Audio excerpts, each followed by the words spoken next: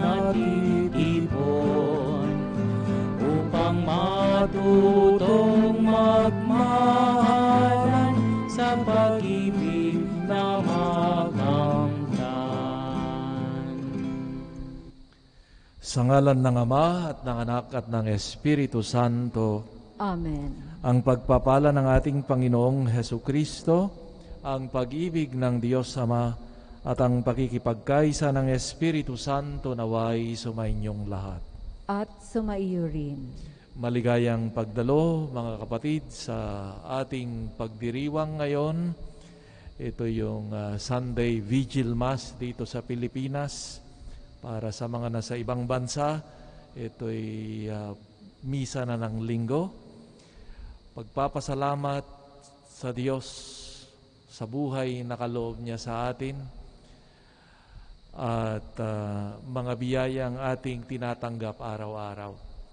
Itong misa na ito ay isang misang pasasalamat, lalong-lalo na ng grupo ng ating mga youth dito sa shrine. Hindi man sila nandito, pero ito'y pagdiriwang ng kanilang 20th anniversary, ang YAC, Youth Ambassadors for Christ.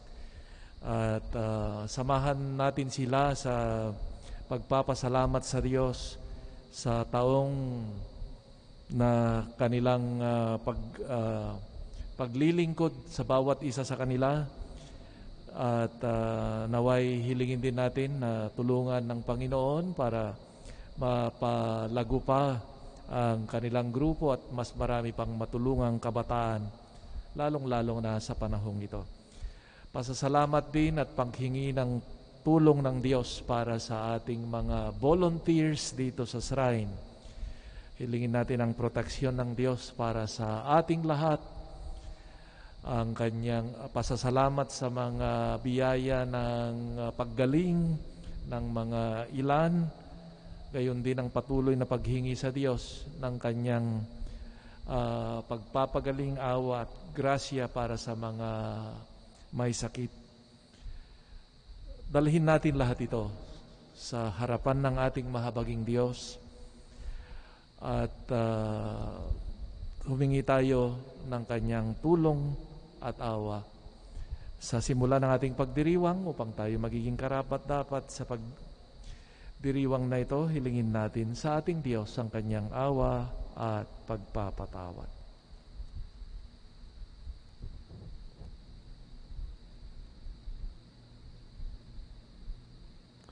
Sabay-sabay nating dasalin.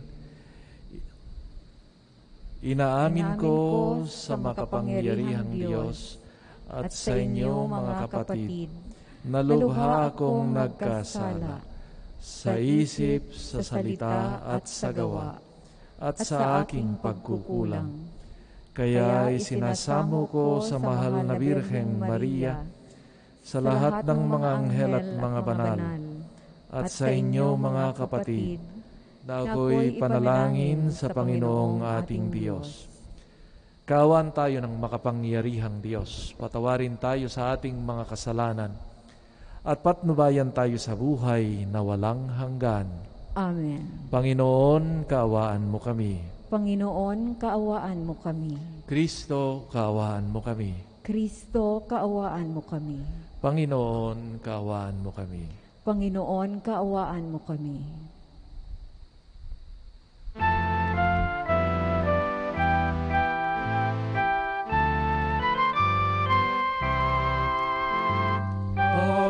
Papuri sa Diyos, papuri sa Diyos, sa kaitaasan, papuri sa Diyos.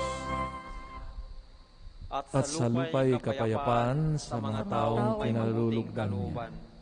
Pinupuri ka namin, dinarangal ka namin, sinasamba ka namin, pinagbubun ka namin, pinasasalamatan ka namin, dahil sa dakila mong aking kapurihan. Panginoong Diyos, Haring ng langit, Diyos amang makapangyarihan sa lahat, Panginoong Hesukristo, buktong na anak, Panginoong Diyos, Kordero ng Diyos, Anak ng Ama, Ikaw na nag-aalis ng mga kasalanan ng sanlibutan, maawa ka sa amin.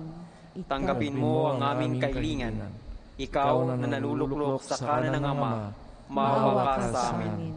Sapagkat Ikaw lamang ang banal, Ikaw lamang ang Panginoon, Ikaw lamang o Jesucristo, kasama ng Espiritu Santo, sa kaluwalhatian ng Diyos Ama. Amen. Papuri sa Diyos, papuri sa Diyos, sa kaitaasan, papuri sa Diyos.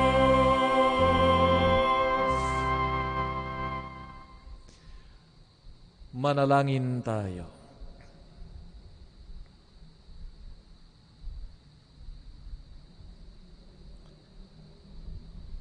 Ama naming makapangyarihan, tanang pinakamabuti iyong tinataglay.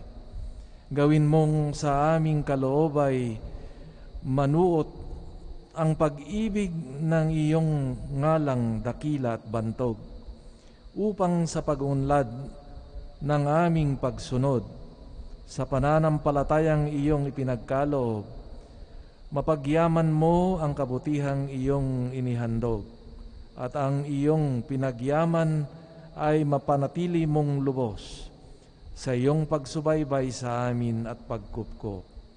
Sa pamamagitan ni Jesucristo, kasama ng Espiritu Santo, magpasawalang hanggan.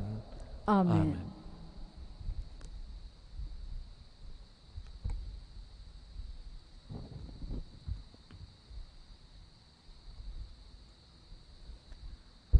Pagbasa mula sa aklat ni Propeta Jeremias. Panginoon, ako'y iyong hinikayat at sumunod naman ako. Higit kang malakas kaysa akin at ikaw ay nagwagi. Pinagtatawanan ako ng balana. Maghapon silang nagtatawa dahil sa akin.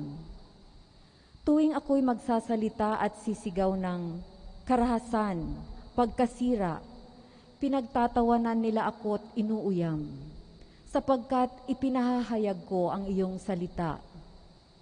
Ngunit kung sabihin kong, lilimutin ko ang Panginoon at di nasasambitin ang kanyang pangalan, para namang apoy na naglalagablab sa aking puso ang iyong mga salita, apoy na nakakulong sa aking mga buto. Hindi ko na kayang tigilin ito. Hirap na akong magpigil. Ang salita ng Diyos. Salamat sa Diyos. Aking kinasasabikan, Panginoon, ikaw lamang. Aking kinasasabikan, Panginoon, ikaw lamang. O Diyos, ikaw ang aking Diyos na lagi kong hinahanap. Ang uhaw kong kaluluway tanging ikaw yaong hangad, para akong tuyong lupa na tubig ang siyang lunas. Aking kinasasabikan, Panginoon, ikaw lamang. Bayaan mong sa santuaryo, sa lugar na dakong banal, ikaw rooy mamasdan ko sa likas mong karangalan. Ang wagas na pag-ibig mo'y mahigit pa kaysa buhay, kaya ako'y magpupurit, ikaw ang pag-uukulan. Aking kinasasabikan, Panginoon, ikaw lamang. Habang ako'y nabubuhay, ako'y magpapasalamat, at ako ay dadalangin na kamay ko'y nakataas. Itong aking kaluluway, kakaing may kasiyahan, magagalak na umawit ng papuring iaalay. Aking kinasasabikan, Panginoon, ikaw lamang. Pagkat ikaw sa tuwina ang katulong na malapit, sa lilim ng iyong pakpak, galak akong umaawit. Itong aking kaluluway sa iyo lang nang hahawak, pagkat ako kung hawak mo, kaligtasay natitiyak. Aking kinasasabikan, Panginoon, ikaw lamang. Pagbasa mula sa sulat ni Apostol San Pablo sa mga taga-Roma. Mga kapatid, alang-alang sa masaganang habag ng Diyos sa atin, ako'y namamanhik sa inyo. Ialay ninyo ang inyong sarili bilang handog na buhay, banal at kalugod-lugod sa Kanya. Ito ang karapat-dapat na pagsamba ninyo sa Diyos. Huwag kayong umayon sa takbo ng mundong ito. Mag-iba na kayo at magbago ng isip upang mabatid ninyo ang kalooban ng Diyos. Kung ano ang mabuti, nakalulugod sa Kanya at talagang ganap. Ang salita ng Diyos. Salamat sa Diyos.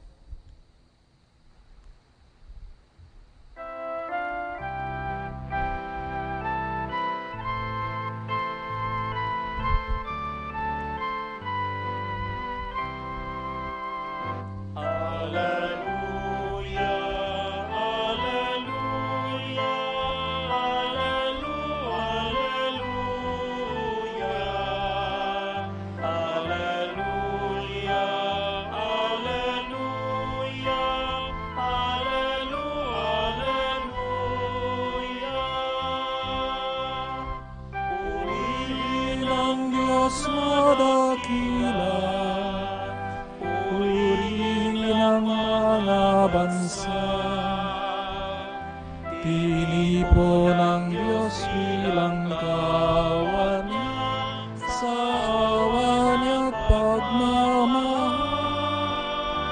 Alleluia, alleluia, alleluia, alleluia, alleluia,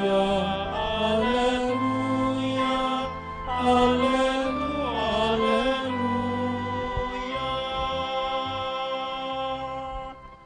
Sumainyo ang Panginoon. At sumainyo rin. Ang mabuting balita ng Panginoon ayon kay San Mateo. Papuri sa iyo, Panginoon.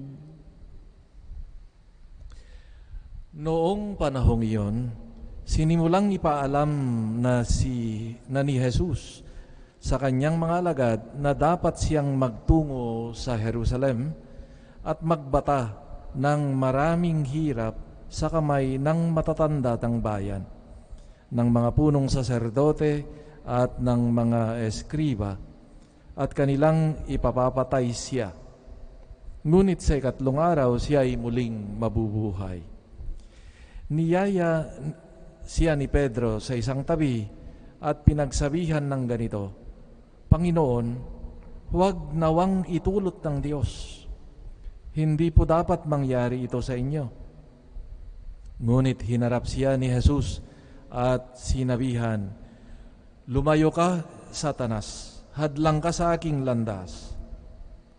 At ang iniisip mo'y hindi sa Diyos, kundi sa tao.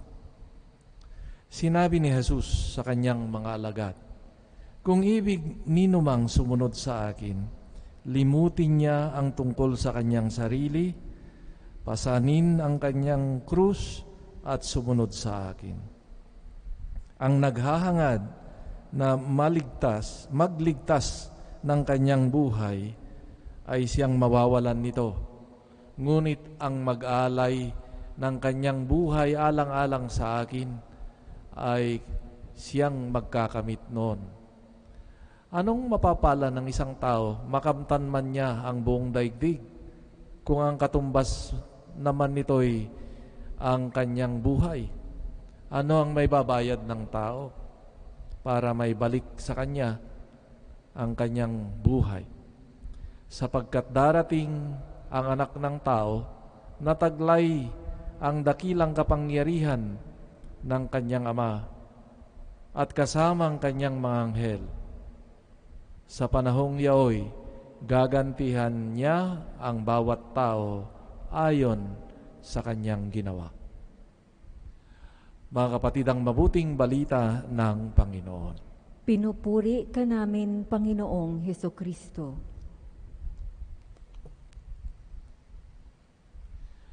Muli, magandang gabi sa inyong lahat, magandang araw sa mga nasa ibang dako ng mundo. Isa sa mga napansin ko nung nasa misyon ako, yung sa Latin America, yung kanilang fascination sa mga oriental things. Halimbawa, yung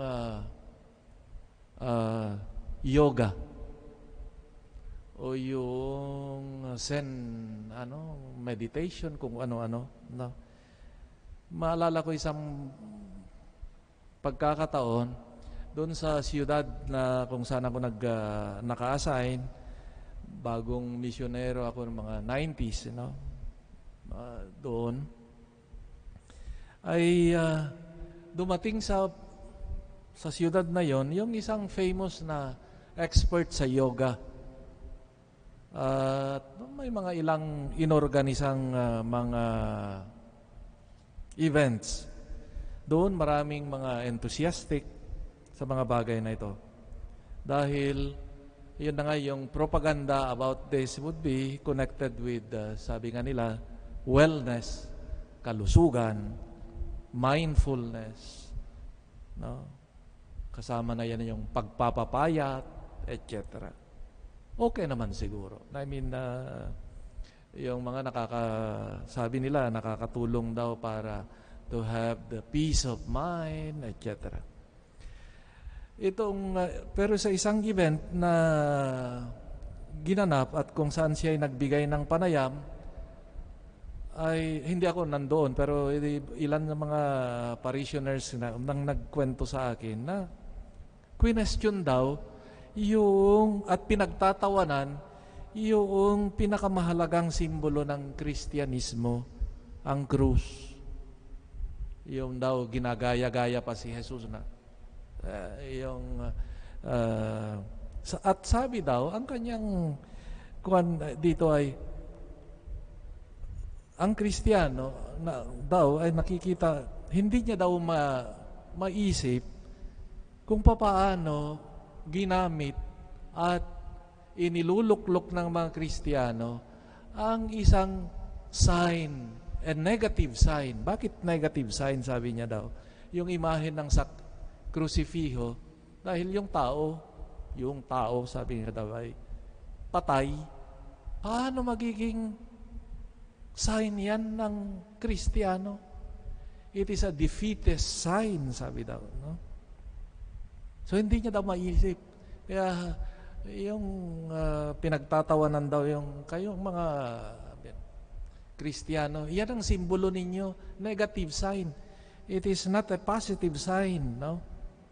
At yun na nga daw yung challenge niya. Paano magiging positive sign yan? Krus, na ang taglay kamatayan, at magkaroon ng positibong epekto sa buhay ng mga Kristiyano. Ano? Kung ito'y larawan pa lang ay kamatayan na. No? Makikita ninyo, sabi nga, kaya, natural siguro sa atin na things associated with death ay parang asiwa tayo. Or sabi natin, diba, minsan yung language natin ay malas. Ay, pinangtakip yan sa malas yan. Mga ganong mga attitude. Lahat na. No? So, lalo na ngayon, yung mundo natin ay naglipa na yung mga paniniwala ng positive energy. Okay naman siguro. No? Good vibes, good feng shui, good luck, swerte, mga ganyan. Things related to death and dying cannot be signs for these concerns of ano nga bang maswerte sa buhay. No? At ito siguro rin yung, kaya nga, ewan ko kung iyan yung motibo ng isang mambabatas na alisin daw yung image ng krus sa mga lugar pampubliko dahil siguro connected sa relihiyon ng pagiging Katoliko siguro, no? Pero it is a great misunderstanding, I think, no? Kung ilagay natin siguro yung ating sarili din sa sitwasyon ni Pedro sa Ebanghelyo, siguro maintindihan natin yung kanyang reaksyon sa pahayag ni Jesus, no? Kasi nung naunang tagpo, siguro si Pedro ay high na high, ika nga, dahil natumbok niya yung tamang sagot ni Jesus sa kanya kung sino siya, na siya nga ang Kristo. Pagkatapos nung masaya at maluwalhating tagpo, ay ito naman magpapahayag si Jesus ng kabaliktaran ng lahat ng kanyang inaasahan na magaganap sa isang Kristo, no? Na siya ay magpapakasakit, papatayin, pero mabubuhay muli ng muling araw. Kung ikaw siguro nandoon, I mean, ini-imagine ko yung sarili ko, ganun din siguro yung reaksyon natin, reaksyon ko, no? Sino nga bang may gustong susunod sa talunan? Siguro normal na reaksyon siguro ito. Pero yung ano nga ba yung mensahe ngayon sa atin ng Ebanghelyo? Unang-una, yung pagtawag ng Panginoon sa atin na hindi lamang manatili ika nga sa panlabas o nakasanayang pananaw at pamamaraan. Kagaya nung ika nga yung yogis, tunitignan niya lang yung Kristyanismo from outside. No? Ang tawag ni Jesus sa atin ay to have an insider's view of things. Kaya nga yung hindi mo maintindihan yung hamon ni Jesus na paglimot ng sarili, pagdala ng krus at pagsunod sa Kanya, kung ang paningin lang natin ay from an outsider's point of view. So sa palagay ko, yung unang hakbang nitong panawagan ni Jesus ngayong ay to have an insider's view of things. At kagaya ng itinuro ni Jesus na matatagpuan lang, ma-appreciate lang natin, ito yung kanyang hamon kung titignan natin ayon sa kanyang paningin, ayon sa paningin ng pananampalataya. At kung titignan natin yung hamon niyang paglimot ng sarili, pagdala ng krus, mula sa pananampalataya, ito'y makabuluhan. Hindi ito'y kasinungalingan, hindi ito kalokohan, kundi makikita natin na tunay nga na ito ang magdadala sa atin ng buhay na ganap kay Jesus. Ano ba yung tawag ng Panginoon? Limutin mo yung iyong sarili. Huwag mong iluklok yung iyong sarili sa sentro. Kasi hindi mo kayang iligtas ang iyong sarili. No one can save oneself. Kahit ikaw yung pinakamagaling, pinakamakapangyarihang tao sa mundo, we cannot save ourselves. We need Christ. Makapasok lang si Kristo kung alisin mo yung iyong atensyon sa iyong sarili at ilagay mo si Kristo. That is, I think, the logic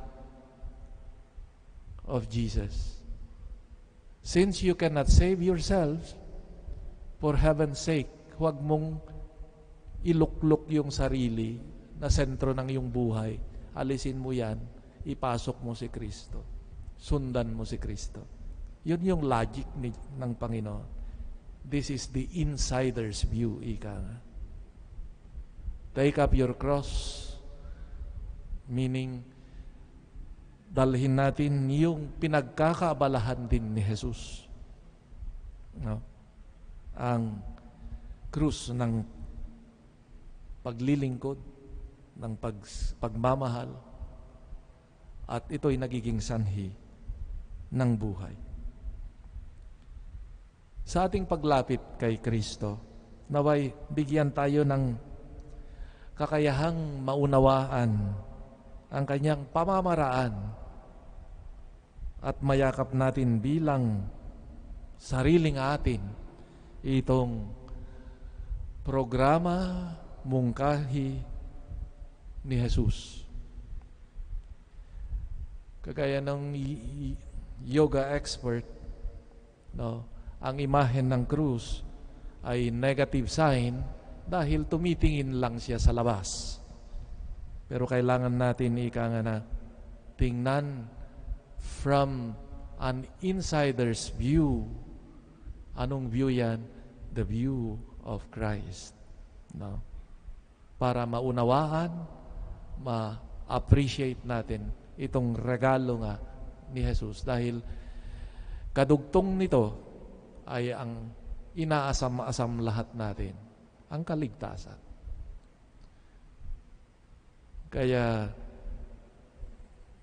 ito yung in the final analysis, no, it is not a question of good energy, good vibes, maswerte, kundi ang buhay na walang hanggan na dala ng Diyos ni Jesus sa kanyang krus. So the cross is an invitation to go into the core of things, to have an insider's view, the view of God's plan in Christ. And if we remain on this superficial level, self-denial, cross, and the following of Christ would be meaningless and a foolishness. But if we see them from Christ's and from the faith's perspective, then these are indeed meaningful, for it is God's way and Christ's way of giving us the fullness of life. At ito muli, yung kanyang, ang bunga ng kanyang pagmamahal, ang bunga ng kanyang krus, ay ang ating pinagdiriwang, ang Eukaristiya, ang buhay na ganap. Let us therefore heed to Christ's call of forgetting ourselves and placing Him who can save us at the center of our life. Amen.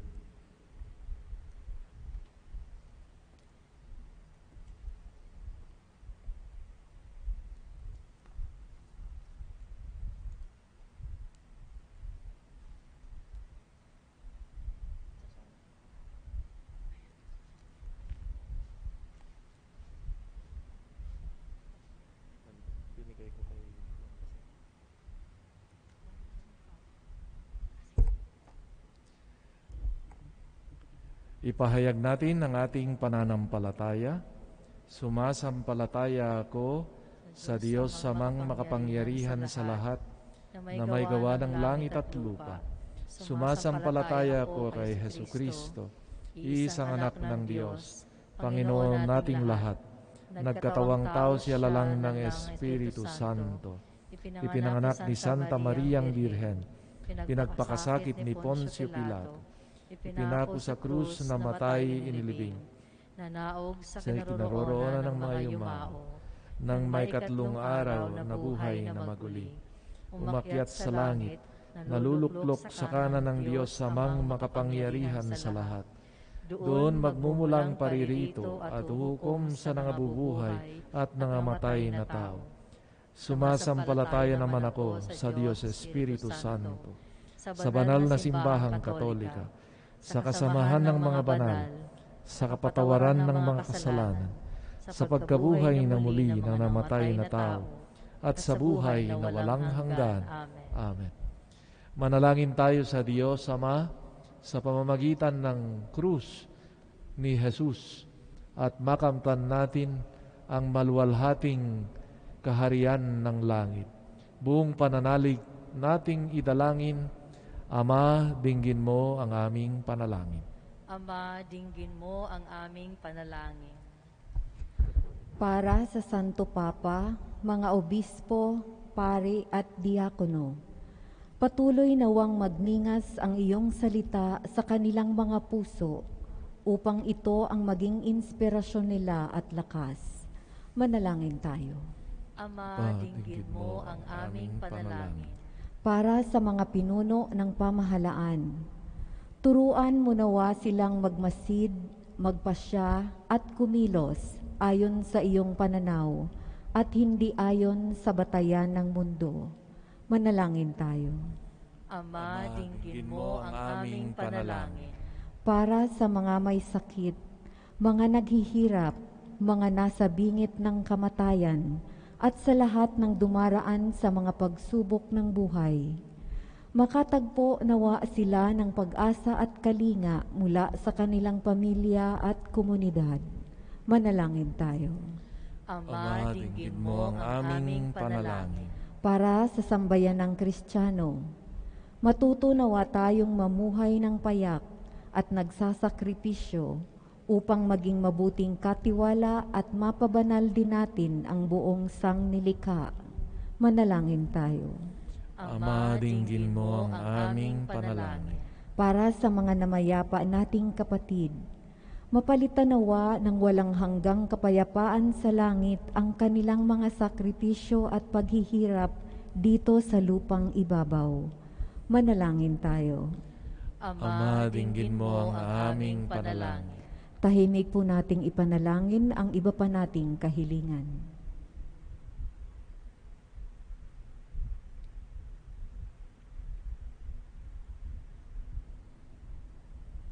Manalangin tayo. Ama, dinggin mo ang aming panalangin.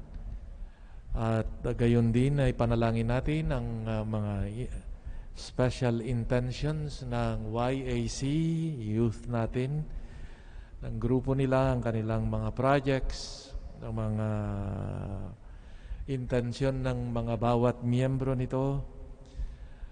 Gayon din ang mga pangangailangan ng ating shrine, ng ating mga volunteers, ang ating kanilang mga pangangailangan ng pamilya, trabaho, proteksyon ng Diyos sa kanila. At gayon din ang mga benefactors na tumutulong sa pagsulong ng ating Shrine of Jesus, the Divine Word, sa kanyang mga pangangailangan. At lahat na mga pangangailangan ng bawat kasapi nito. Manalangin tayo sa Panginoon. Panginoon, dinggin mo ang aming panalangin. Panginoon, kami nagsusumamo sa iyo, sa iyong kabutihan. Dinggin mo ang mga ito at ipagkaloob mo kung naaayon sa iyong kalooban. Ito'y hinihiling namin kay Kristong aming Panginoon. Amen. Amen.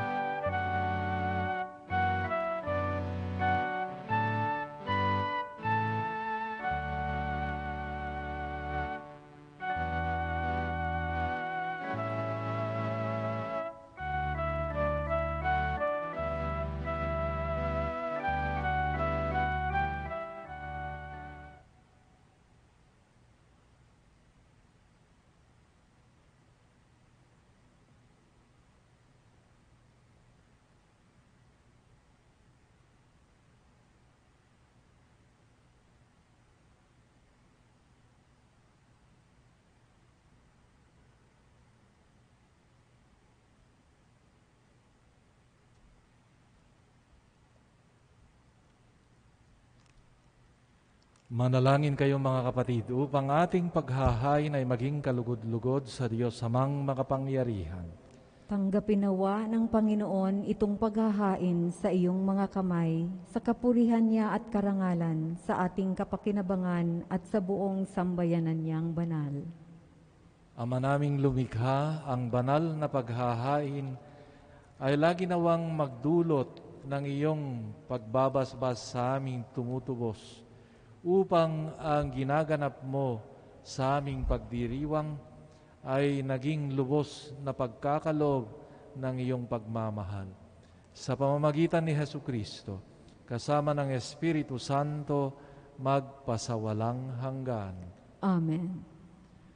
Sumainyo ang Panginoon. At sumainyo rin. Itaas sa Diyos ang inyong puso at diwa. Itinaas na namin sa Panginoon. Pasalamatan natin ang Panginoong ating Diyos. Marapat na siya ay pasalamatan. Ama naming makapangyarihan, tunay ngang marapat na ikaw ay aming pasalamatan. Kahit na ikaw ay pinagtaksilan ng sangkatauhan, ikaw ay patuloy pa rin sa iyong pagmamahal. Ikaw na ang nagpuno sa aming pagkukulang. Ikaw pa rin ang nagsugo ng tutubos sa tanan. Ang sugo mong anak ay naging di na iba sa amin. Bagamat di niya tinularan ang aming pagkamasuwayin, niloob mong ito upang iyong mamalas sa aming pagkatao ang giliw mong anak. At kami tunghayan mong may pag-ibig na tulad ng pagtatangi mo sa Kanya ng higit sa lahat. Ang katapatan niya sa iyo'y walang maliw, ay nagpanumbalik na muli sa amin ng iyong kasiyahat, ng iyong pagtingin na aming iwinaksi noong ikaw ay aming suwayin. Kaya kaisa ng mga anghel na nagsisiawit ng papuri sa iyo nang walang humpay sa kalangitan, kami nagbubunyi sa iyong kadakilaan.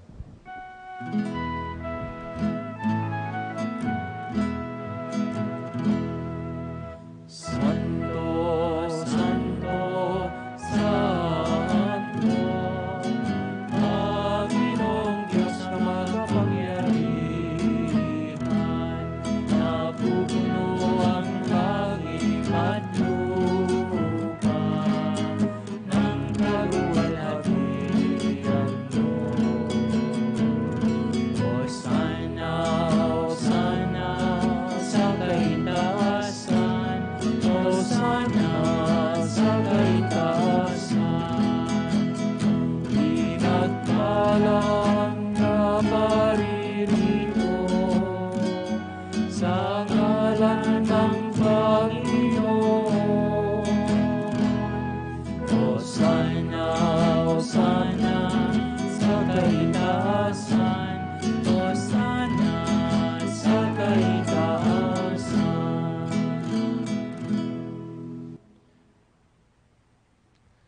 Ama naming banal, ikaw ang bukal ng tanang kabanalan. Kaya't sa pamamagitan ng iyong Espiritu, gawin mong banal ang mga kaloob na ito upang para sa amin maging katawan at dugo ng aming Panginoong Hesukristo. Bago niyang pinagtiis ang kusang loob na maging handog, hinawakan niya ang tinapay. Pinasalamatan kanya. Pinaghati-hati niya iyon, iniabot sa kanyang mga alagad at sinabi, "Tanggapin ninyong lahat ito at kanin. Ito ang aking katawan na ihahandog para sa inyo."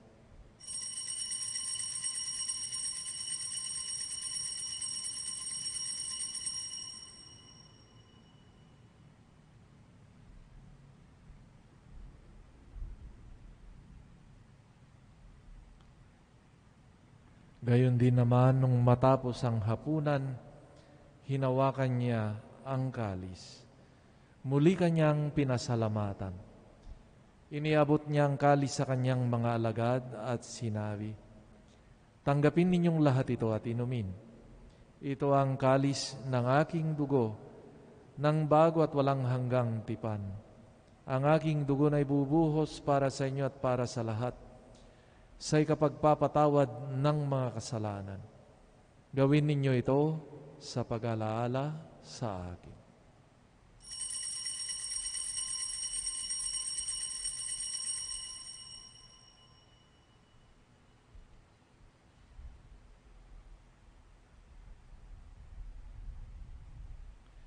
Ang misteryo ng pananampalataya. Si Kristo'y namatay, si Kristo'y nabuhay, si Kristo'y babalik sa wakas ng panahon.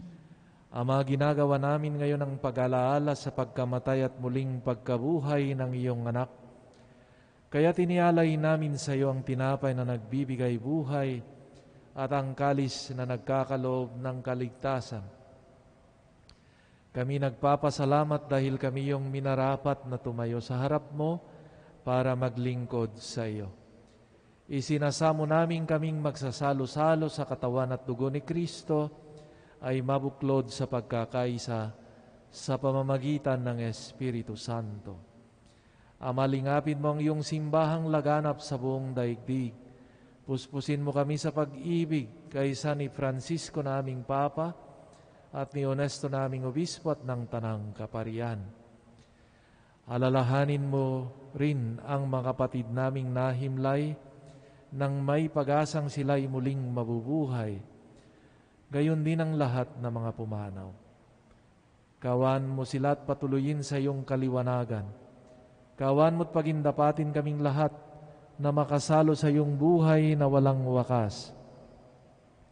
Kaysa ng mahal na Birhen Maria na Ina ng Diyos, kaysa ng mga apostol at ng lahat ng mga banal, ni San Juan Bautista, ng lahat na namuhay dito sa daigdig ng kalugod-lugod sa iyo. May pagdiwang nawa namin ang pagpupuri sa ikararangal mo sa pamamagitan ng iyong anak, naming Panginoong Hesu Kristo. Sa pamamagitan ni Kristo, kasama niya at sa Kanya, ang lahat ng parangal at papuri ay sa iyo, Diyos amang makapangyarihan, kasama ng Espiritu Santo, magpasawalang hanggan. Amen. Buong pagtitiwala tayo ngayong dumulog sa ating Ama sa langit sa pamamagitan ng panalangin itinuro ni Hesu Kristo. Ama namin, sumasalangit ka.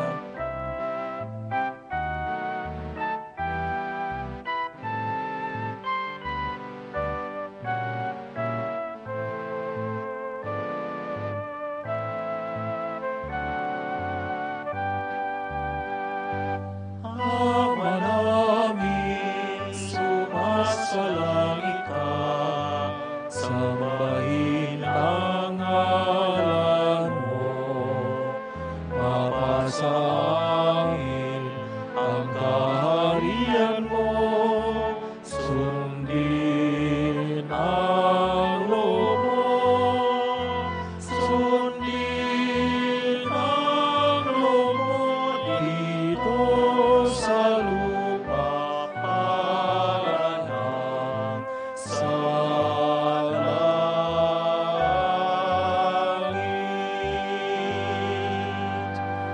bigyan mo kami ngayon ng aming kakanin sa araw-araw at patawarin mo kami sa aming mga sala para ng pagpapatawad namin sa nagkakasala sa amin at wag mo kami ipahintulot sa tukso at iligtas mo kami sa lahat ng masama.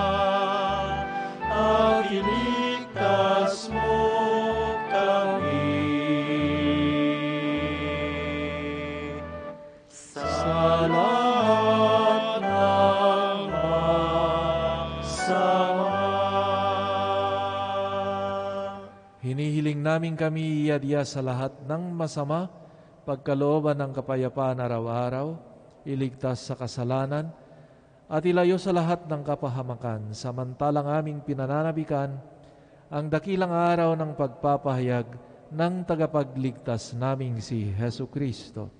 Sapagkat iyo ang kaharian at ang kapangyarihan at ang kapurihan magpakailanman. Panginoong Hesu Kristo, sinabi mo sa iyong mga apostol, kapayapaan ang iniwan ko sa inyo, ang aking kapayapaan ang ibinibigay ko sa inyo. Tunghayan mo ang aming pananampalataya at huwag ang aming mga pagkakasala. Pagkalooban mo kami ng kapayapaan at pagkakaisa, ayon sa iyong kalooban, kasama ng Espiritu Santo magpasawalang hanggan. Amen. Ang kapayapaan ng Panginoon ay laging sumainyo. At sumaiyo rin. Magbigayan kayo ng kapayapaan sa isa't isa.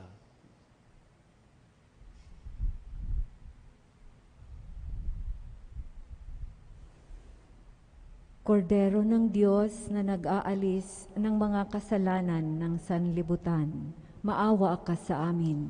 Kordero ng Diyos na nag-aalis ng mga kasalanan ng sanlibutan, maawa ka sa amin. Kordero ng Diyos na nag-aalis ng mga kasalanan ng sanlibutan, ipagkaloob mo sa amin ang kapayapaan.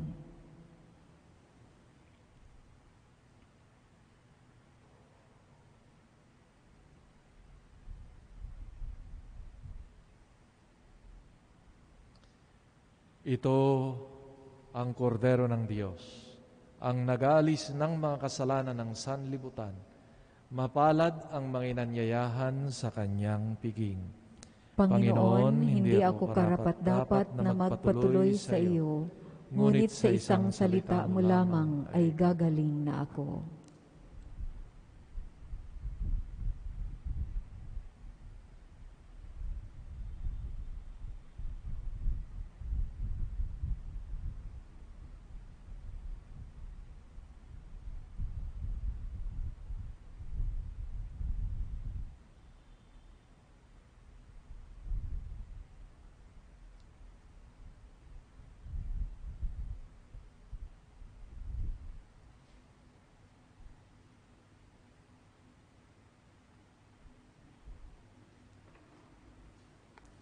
Espiritual na pakikinabang.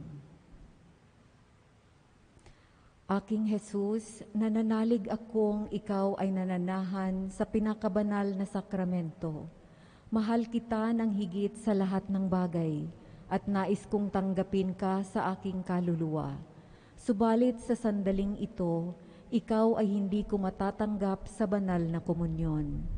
Naway tanggapin kita ng espiritual sa aking pagnanais na ito at pumasok ka sa aking puso. Niyayakap kita na parang naririto ka na sa akin at pinagkakaisa ko ang aking sarili sa iyo. Huwag mong hayaang ako ay mawalay sa iyo. Amen.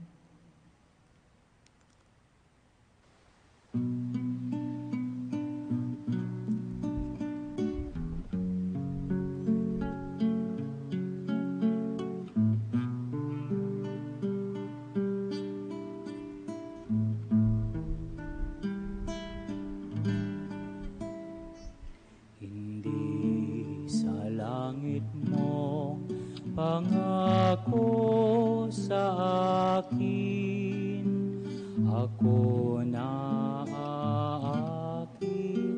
na kita'y mahalin at hindi sa apoy kahit anong lagim ako mapipilit kang sambahin. Naaakit ako nang ika'y mamalas, nakapako sa krus, hinahamak-hamak. Naaakit ng iyong katawang may sugat, at nang tinanggap mong kamatay at libak, naaakit ako ng iyong pag-ibig, kaya't mahal kita kahit walang langit, kahit walang apoy, sa'yo'y manginginig. Huwag nang magabala upang ibigin ka, pagkat kung pag-asa'y bula lamang pala, walang mababago, mahal pa rin kita.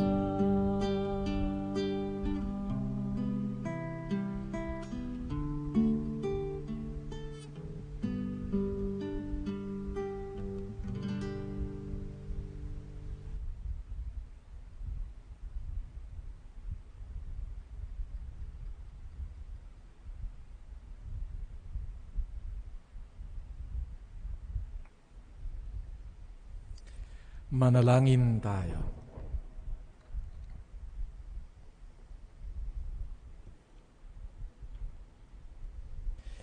Ama naming mapagmahal, kaming nagsasalo-salo sa pagkaing mong bigay ay humihiling ng lakas mong inilalaan upang ang kagandahang loob mo nami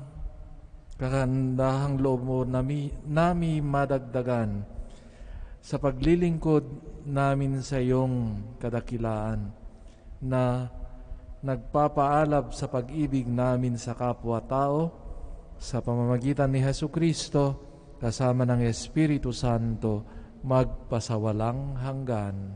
Amen. Oratio Imperata. Makapangyarihan at mapagmahal na Ama, lumalapit kami sa iyo sa aming pangangailangan upang hilingin ang proteksyon laban sa COVID-19 na nagpapahirap sa marami at kumikitil ng maraming buhay.